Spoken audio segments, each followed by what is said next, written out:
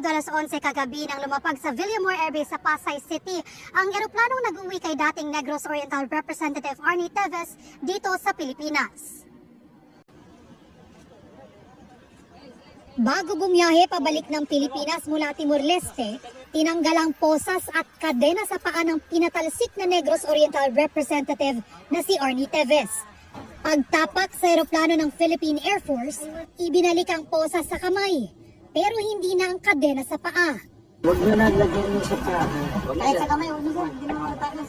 Hindi, protocol sir, protocol. Nang maupo na sa eroplano, ikinuwento ni Teves ang pag-aresto sa kanya sa bahay niya sa Timor-Leste. Hindi ko nila ako by force. Wala naman akong May pagmamaway ako basta lang. Tama.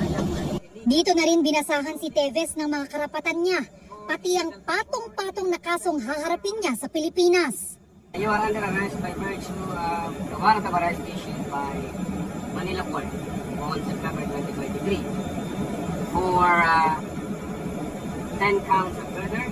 Mag-aalas 3 ng hapon, lumipad na ang eroplanong mag-uuwi sa dating mambabatas na itinuturong utak umano sa pagpatay kay dating Negros Oriental Governor Roel Degamo at siyang naiba pa sa Pamplona noong 2023 at iba pang pagpatay na iniuugnay sa kanya sa Negros Oriental. Sandaling tumigil sa Davao International Airport pasado alas 7 kagabi ang eroplano para mag-refuel. At 11:19 kagabi, lumapag ang eroplano sa Villamor Airbase sa Pasay kung saan naghihintay na ang kanyang abogadong si Ferdinand Topacio. Hindi na bumaba ng sasakyan pero naroon din daw ang ina ni Teves ayon kay Topacio.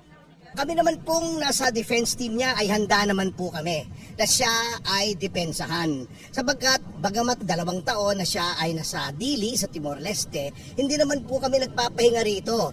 Nanindigan si Topacio na dapat sa Villamor Airbase pa lang, makausap na niya agad si Teves bilang legal counsel. Dapat dito papasukin nila ako at kausapin ko ang kliyente ko. So I can advise him of his rights and I can see how he is, if he's injured or if he was in any way mistreated, maltreated or whatever, or if any of his rights were violated. Pero nang subukan ng legal team ni Teves na pumasok sa gate ng paliparan, hinarang sila ng mga bantay roon. Kanina nagpahayag si Director Santiago na kapag yung mga abogado ay dumating dito, papayagan naman. Nagtataka lang ako, ba't hindi nakapag-coordinate sa base security? Bigo sina Topacio na makausap si Teves sa Villamor Airbase dahil agad idiniretso ng mga otoridad si Teves sa NBI sa Pasay. Director, kumusta po ngayon si Teves na nasa kustudiya po ng NBI? Maayos naman siya.